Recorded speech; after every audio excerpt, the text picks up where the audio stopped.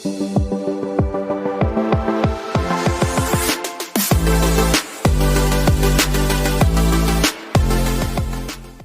आज मैं एक बार फिर से हाजिर हूँ कुछ नए एमसीक्यूज के साथ। तो चलिए कॉपी पेन उठाइए और जो भी इंपॉर्टेंट पॉइंट लगे उनको नोट करते जाइए। चलिए देखते हैं पहला क्वेश्चन। तो यहाँ पर पहला क्वेश्चन है, which of the following drug causes vasodilation but also increases heart rate. तो यहाँ पर आपके ऑप्शंस हैं प्राजोसिन, टैम्सुलोसिन, प्रोपेनोलॉल और फिंटोलामीन। तो इस क्वेश्चन का आंसर आप वीडियो पॉज करके दे सकते हैं। तो चलिए देखते हैं करेक्ट आंसर।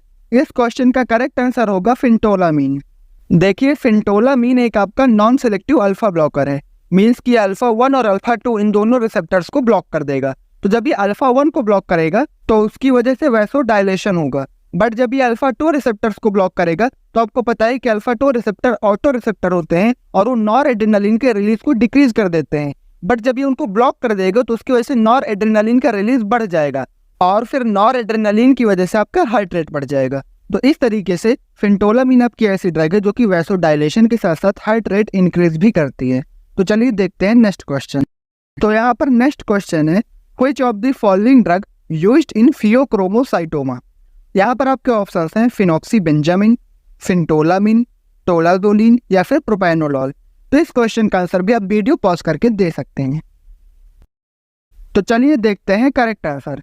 इस क्वेश्चन का करेक्ट आंसर होगा फिनॉक्सीबेंजामिन। देखिए फियोक्रोमोसाइटोमा एड्रीनल ग्लैंड का कैंसर होता है जिसमें आपके एड्रीनल ग्लैंड की सेल्स का एबनॉर्मल ग्रोथ होता है और फिर इन्हीं सेल्स के थ्रू एक्सेसिव नॉर एड्रेनालिन का सिक्रेशन होता है जिसकी वजह से हाइपरटेंसिव क्राइसिस ऐसी सिचुएशन आ सकती है। तो यहाँ पर हम फिनॉक्सीबेंजामिन इसलिए यूज करते हैं क्योंकि फिनॉक्सीबेंजामिन आपकी इररिवर्सिबल अल्फा रिसेप्टर ब्लॉकर होती है। तो अगर ये अल्फा रिसेप्टर को इररिवर्सिबली ब्लॉक कर देगी तो अब चाहे नॉर एड्रेनालिन का जितना भी सिक्रेशन हो वो अपने रिसेप्टर से बाइंड ही नहीं कर पाएगा, जिसकी वजह से हमको नॉर एड्रेनालिन का कोई भी इफेक्ट देखने को नहीं मिलेगा। और यहाँ पर जितनी भी आपकी ड्रग्स दी हुई है वो भी आपकी यूज होती है फिनॉक्सीबेंजामिन के साथ, बट वो रिसेप्टर्स को रिवर्सिबली ब्लॉक करती हैं। इस वजह से उनका इफेक्ट कुछ टाइम बाद खत्म हो जाता है और हमको ये ड्रग्स फ्रिक्वेंटली देने की जरूरत पड़ती है।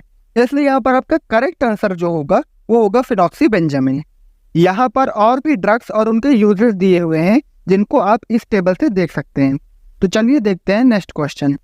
तो यहाँ पर नेक्स्ट क्वेश्चन है, which of the following drug is contraindicated in patient having hypertension with diabetes. Means एक पेशेंट है जिसको हाइपरटेंशन भी और डायबिटीज भी है, तो इनमें से हम कौन सी ड्रग उसको नहीं दे सकते।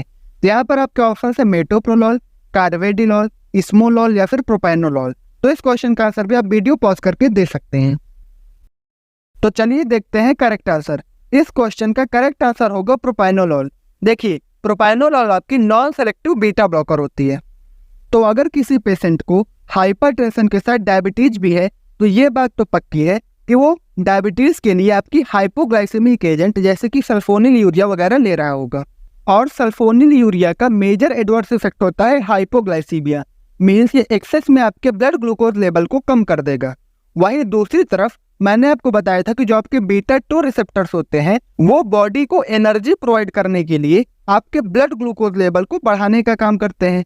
तो अगर हम प्रोपेनोलॉल दे देंगे तो वो ब्लड ग्लूकोज लेवल को बढ़ा नहीं पाएंगे बीटा 2 रिसेप्टर ब्लॉक होने की वजह से, जिसकी वजह से आपका एक्सेस में हाइपोग्लाइसीमिया हो जाएगा। दूसरी तरफ हाइपोग्लाइसीमिया होने के 3 सिम्टम्स होते हैं। सबसे पहले ट्रीमर, दूसरा टैकीकार्डिया और तीसरा स्वेटिंग। तो अगर बात करें ट्रीमर और टैकीकार्डिया की तो ये दोनों सिम्टम्स भी प्रोपेनोलॉल की वजह से ब्लॉक हो जाएंगे। अब अगर सिम्टम्स नहीं पता चलेंगे तो पेशेंट जान नहीं पाएगा, जिससे वो मेडिसिन लेना बंद नहीं करेगा। और अगर वो मेडिसिन कंटिन्यूसली लेता रहेगा तो एक्सेस में हाइपोग्लाइसीमिया होने की वजह से पेशेंट कोमा में भी जा सकता है। इसलिए हम यहाँ पर प्रोपेनोलॉल प्रेफर नहीं करते। वहीं अगर हम बात करें बाकी के तीनों ऑप्शंस की तो आपके सिलेक्टिव बीटा 1 एंटागोनिस्ट होते हैं, मीन्स कि वो सिर्फ और सिर्फ आपके हार्ट पे एक्शन दिखाएंगे, वो आपके ब्लड ग्लूकोज लेवल पे कोई इफेक्ट नहीं डालेंगे, जिसकी वजह से हम उसको दे सकते हैं। तो आई थिंक आपको ये कंसेप्ट समझ में आ गया होगा। अगर आपको ये कंसेप्ट समझ में आ गया हो तो वीडियो को लाइक करना ना भूलें। चलिए देखते हैं नेक्स्ट क्वेश्चन। तो यहाँ पर नेक्स्ट क्वेश्चन है, which of the following drug is contraindicated in patient having migraine. यहाँ पर आपके ऑप्शन है मेटोप्रोलॉल, लेबेटालॉल, पिंडोलॉल या फिर प्रोपेनोलॉल। तो इस क्वेश्चन का आंसर भी आप वीडियो पॉज करके दे सकते हैं।